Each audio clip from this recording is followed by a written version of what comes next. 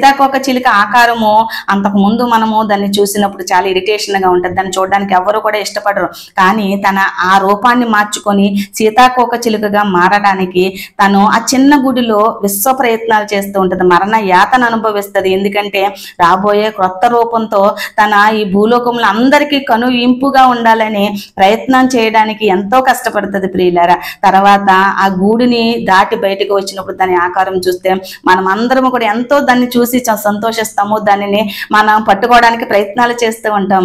అదేవిధంగా మన కష్ట నష్టాల్లో లేకుంటే మన బాధల్లో మన యొక్క సమస్యల్లో మనము మరణ యాతన అనుభవిస్తున్నప్పటికీ కూడా దేవుడు మన పక్షాన ఉంటాడని, ఈ బాధల నుండి ఈ కష్టాల నుండి దేవుడు మనల్ని విడిపించి నూతనమైన జీవితము సంతోషకరమైన జీవితం మనకి ఇస్తాడని సీతాకోక చిలుక వల్లే మనము ఓర్పుగా సహనంతో మనము ప్రయత్నం చేసి దేవుణ్ణి ప్రార్థించగలిగినప్పుడు సీతాకోక చిలుక కంటే ఉన్నతమైన స్థితి దేవుడు మనకు